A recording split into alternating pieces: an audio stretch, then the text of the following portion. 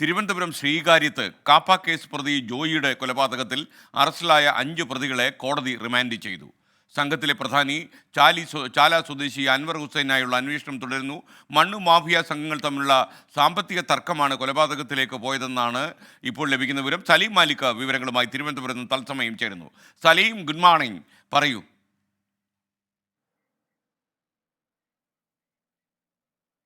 Good morning. ഈ പ്രതികളെ, ഇപ്പോൾ അറസ്റ്റിലായിരിക്കുന്ന 5 പ്രതികളെയും എത്രയും വേഗത്തിൽ കസ്റ്റഡിയിൽ വാങ്ങി വിശദമായി ചോദ്യം ചെയ്യുക എന്നുള്ളതാണ് പോലീസ് ലക്ഷ്യമിടുന്നത്. കാരണം ഇതിലൂടെ തന്നെ തലസ്ഥാനത്ത് തന്നെ നടക്കുന്ന പല ഗുണ്ടാക്രമങ്ങൾക്കും ഒരു തുമ്പുണ്ടാക്കാൻ കഴിയും, അതിനെ അമർച്ച ചെയ്യാൻ കഴിയുമെന്നാണ് പോലീസ് ലക്ഷ്യമിടുന്നത്. കാരണം സമീപ ദിവസങ്ങളിലായി തലസ്ഥാനത്ത് ഗുണ്ടാക്രമങ്ങൾ വർദ്ധിച്ചു വരുന്ന സാഹചര്യമുണ്ട്, ഗുണ്ടാ കൊലപാതകങ്ങൾ ഉൾപ്പെടെ വർദ്ധിച്ചു വരുന്ന സാഹചര്യമുണ്ട്. അത് പോലീസിനെതിരെ തന്നെ വലിയ വിമർശനം കൂടി ഉയരുന്ന പശ്ചാത്തലത്തിലാണ് ഈ നിലയിൽ വലിയ നിലയിലേക്ക് നടപടികളിലേക്ക് കടക്കാൻ പോലീസ് തീരുമാനിച്ചിരിക്കുന്നത്. ഈ കേസ് തന്നെ ഗുണ്ടാ നേതാവ് കൂടിയായ വെട്ടുകത്തി ജോയി എന്ന ആൾ ആണ്, കാപ്പ കേസ് പ്രതി കൂടിയാണ് വെട്ടുകത്തി ജോയി.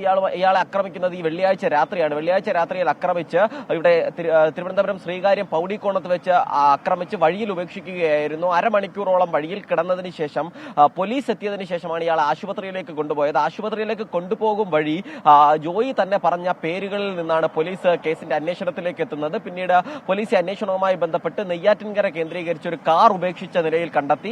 ആ കാറിൽ നിന്ന് രക്തക്കറ കൂടി കണ്ടെടുത്തതോടെയാണ് കൂടി വാടകയ്ക്കെടുത്ത കാറിൽ പ്രതികൾ വന്നതായി സൂചന ലഭിച്ചത്. അതിനുശേഷമാണ് പ്രതികളിലെ 5 പേർ അറസ്റ്റിലായത്. ഇപ്പോൾ അറസ്റ്റിലായിരിക്കുന്ന പ്രതികൾ കുറ്റ്യാണി സ്വദേശികളായ രാകേഷ്, സജീർ എന്നിവരും പാപ്പനംകോട് സ്വദേശി വിനോദ്, ശ്രീവരാഹം സ്വദേശി ഉണ്ണികൃഷ്ണൻ, മുട്ടത്തറ സ്വദേശി നന്ദുലാൽ എന്നിവരെയാണ്. നിലവിൽ ഇവരെ ഇന്നലെ ഈ പ്രദേശത്തെത്തിച്ച് തെളിവെടുപ്പ് നടത്തി. അതിനുശേഷം പോലീസ് കോടതിയിൽ ഹാജരാക്കി ഇവരെ റിമാൻഡ് ചെയ്തിട്ടുണ്ട്. പക്ഷേ ഇന്ന് തന്നെ കസ്റ്റഡി അപേക്ഷ നൽകി ഇവരെ കസ്റ്റഡിയിൽ വാങ്ങാനാണ് പോലീസ് ലക്ഷ്യമിടുന്നത്. 4 ദിവസത്തെ കസ്റ്റഡിയാണ് പോലീസ് ആവശ്യപ്പെടുക. കാരണം വിശദമായ ചോദ്യം ചെയ്യൽ ആവശ്യമുണ്ട്. മാത്രമല്ല ഇനിയും ഇതിലെ ഏറ്റവും പ്രധാനപ്പെട്ട പ്രതി എന്ന് സംശയിക്കുന്ന ചാല സ്വദേശി അൻവർ ഹുസൈനെ പോലീസിന് കണ്ടെത്തേണ്ടതുണ്ട്. ഇയാളെ മാത്രം ഇതുവരെ കണ്ടെത്തിയിട്ടില്ല. അങ്ങനെ ആ നിലയിലുള്ള അന്വേഷണമാണ് പോലീസ് നടത്തുന്നത്. മണ്ണ് മാഫിയകൾ കേന്ദ്രീകരിച്ച് ഇവിടെ ഇയാൾ മണ്ണ് മാഫിയയുടെ ഏജന്റായി തന്നെ പ്രവർത്തിച്ചിരുന്നതായും ഈ പ്രതികളിലെ എല്ലാവരുടെയും വീട്ടിൽ കയറി ഇയാൾ ഭീഷണിപ്പെടുത്തിയതായും പോലീസിന് വിവരം ലഭിച്ചിട്ടുണ്ട്. അത് ഉൾപ്പെടെ സ്ഥിരീകരിക്കണം. മണ്ണ് മാഫിയയ്ക്ക് ഇതുമായി ബന്ധപ്പെട്ട ബന്ധം എന്താണ് എന്നുള്ളതും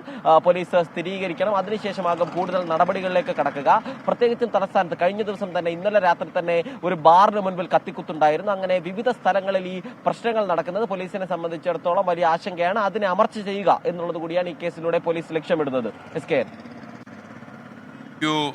സലീം മാലിക്.